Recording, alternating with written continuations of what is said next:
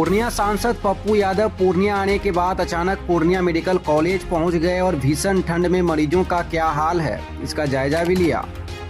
इस दौरान बच्चा वार्ड के सामने दर्जनों महिलाएं शीतलहर वाली हवा में रात भर इलाज के लिए पाई गई, जिसके रुकने के लिए कोई व्यवस्था न देख मौके से ही डीएम और नगर आयुक्त से कोई वैकल्पिक व्यवस्था करने का आग्रह किया। वहीं मेडिकल कॉलेज में जरूरत के हिसाब से डॉक्टर न होने पर नाराजगी भी जताई। उन्होंने कहा कि बार बार सरकार को कहने के बावजूद भी अस्पताल में डॉक्टरों की संख्या नहीं बढ़ाई जा रही है। मरीज बाहर से जांच व दवाई लेकर आ रहे हैं, ऐसे में मेडिकल कॉलेज पूर्णिया में होना न होना बराबर है। वहीं उन्होंने कहा कि पूर्णिया में जितने नर्सिंग होम और जांच घर हैं वे मानक के अनुरूप नहीं चल रहे हैं। एक तो फीस बढ़ाकर डॉक्टर मरीजों को लूट रहे हैं, दूसरी ओर फर्जी आईसीयू बनाकर मरीजों का शोषण हो रहा है। पप्पू यादव ने कहा कि उन्होंने पूर्णिया में स्वास्थ्य व्यवस्था को सुधारने का चैलेंज लिया है। वे लोकसभा में इस मुद्दे को उठाएंगे। वहीं दूसरी तरफ पुराने जर्जर भवन में मरीजों के रहना खतरनाक बताया और जल्द नए भवन में शिफ्ट करने का आग्रह भी किया। नड्डा जी से मिले थे सरकार से। नड्डा जी की चिट्ठी हमें आई कि ये गंभीर मामला है, जो वार्ड बंद है, महिला वार्ड की स्थिति बहुत भयावह है।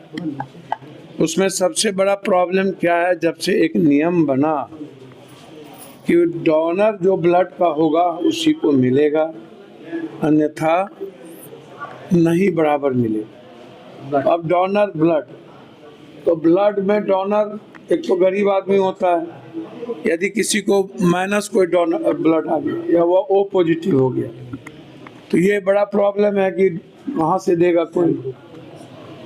तो ये सबसे बड़ा दिक्कत है। अभी हम डीएम साहब से बात की, आग्रह किया है कि इस प्रॉब्लम को सॉर्ट आउट किया जाए, क्योंकि एक महिलाएं अभी जॉन्डिस हुई थी और कल से अभी तक वो समझिए कि स्थिति अच्छी नहीं है। तो डिप्टी सुप्रिटेंडेंट साहब और डॉक्टर साहब, अभी दोनों डिप्टी सुप्रिटेंडेंट साहब देखे, तुरंत उन्होंने अभी कहा कि चलेगा। जैसे यहाँ पर प्रॉब्लम होता है अभी डायलिसिस का, ये दिक्कत होता है। एक तो ब्लड प्रॉब्लम हो जाता है, ब्लड चढ़ाना पड़ता है, और ब्लड चढ़ा करके डायलिसिस की व्यवस्था होती है, वो भी एक बड़ा बेसिक प्रॉब्लम है। दूसरा प्रॉब्लम है कि यहाँ पे महिला वार्ड में डॉक्टर की ज़रूरत है, एक डॉक्टर, मेडिसिन है ही नहीं। तो अब मेडिसिन के लिए यहाँ से तुरंत ट्रांसफ़र कर दिया जाता है भागलपुर। भागलपुर में ऐसा तो है नहीं कि यहाँ से ज़्यादा बड़ी सुविधा है, लेकिन फिर भी भागलपुर ट्रांसफ़र हो जाता है। अब गरीब आदमी के पास यहाँ से आप एम्बुलेंस से तो भेज देंगे, लेकिन ट्रांसफ़र का क्या होगा, वहाँ जाके लोग कैसे जिएंगे। एक तो ये बेसिक प्रॉब्लम है। बच्चा वार्ड के लिए मैंने पहले भी कहा था, सुधार तो मैंने देखी, अभी यही चर्चा डिप्टी सुप्रिटेंडेंट साहब से हो रही थी, लेकिन अभी भी जांच जो है बाहर में 400, 750, 400, 500 रुपया, लगभग 480 रुपया ले लेता। अभी 3% बाहर से जांच करा। दवाई डिप्टी सुप्रिटेंडेंट साहब का कहना यहाँ उपलब्ध है, लेकिन अभी महिलाओं का कहना था कि दवाई हम 450, 500 का बाहर से खरीद के लाते हैं। तो ये बेसिक प्रॉब्लम है। और ये वार्ड तो कब गिर जाएगा, स्थिति इतनी जर्जर है, तो समझिए कि नए वार्ड की सख्त आवश्यकता है। और मैं जो बराबर बेसिक जो जांच की बात उठाया हूँ, और हम आपको पहले भी कहे कि इस बार रेगुलेटरी बॉडी और अकाउंटेबिलिटी कौन तय करेगा 31 जनवरी के बाद, राष्ट्रपति अभिभाषण के बाद 28 तारीख के बाद मेरा यही सबसे पहला लड़ाई हो। तो स्थिति अच्छी नहीं है। यहाँ के जांच घर के लिए भी स्थिति अच्छी नहीं है।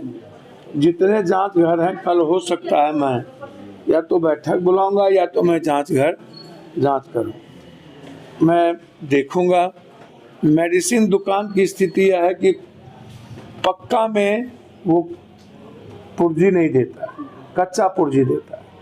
जांच की भी स्थिति वही है, कच्चा पुर्जी देता है। तो पक्का पुर्जी देना है, ये सबसे बड़ा प्रॉब्लम है। अब बच्चा वार्ड के आगे महिला लोग जो स्थिति है, 200-250 महिला, एक बच्चे पर 3 महिला, 2 महिला, और लगभग बच्चे कोई 7 दिन से हैं, कोई 8 दिन से है, कोई 12 दिन से है। एक बच्चे की स्थिति तो चूँकि 7 महीना बहुत कम पहले ही बच्चे हो गए हैं तो दिक्कत तो होती है, लेकिन यहाँ रहने की व्यवस्था नहीं है। जो मैंने डीएम साहब से, नगर आयुक्त से कहा, यदि कल तक कोई व्यवस्था नहीं होगी तो मैं टेम्पोररी कोई व्यवस्था करूँगा। लेकिन बेसिक है कि यहाँ डॉक्टर है ही नहीं, जिस पर मैंने लगातार हम चिट्ठी लिखे हैं, पिछले बार भी ये सवाल, और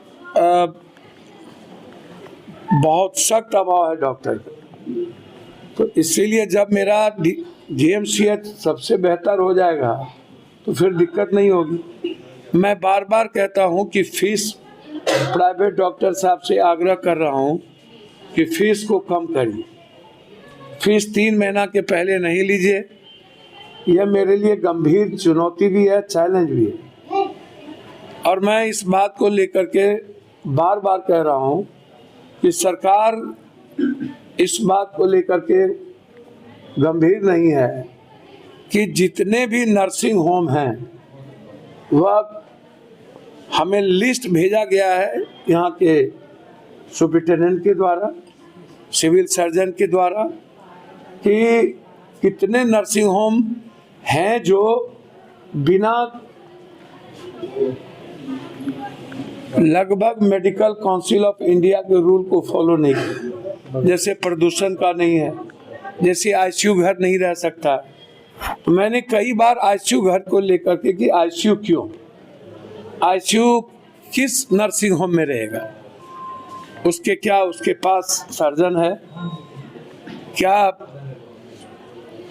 एक डॉक्टर यहाँ 5-5 नर्सिंग होम में, 6 नर्सिंग होम में अपना नाम दे के रखा हुआ, ये कैसे चलेगा? पैथोलॉजी का भी यही, और पैथोलॉजी की भी स्थिति यही है।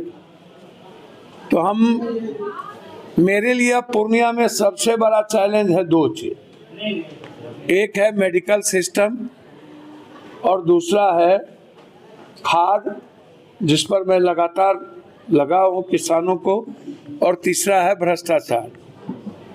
ये मेरे लिए चैलेंज है।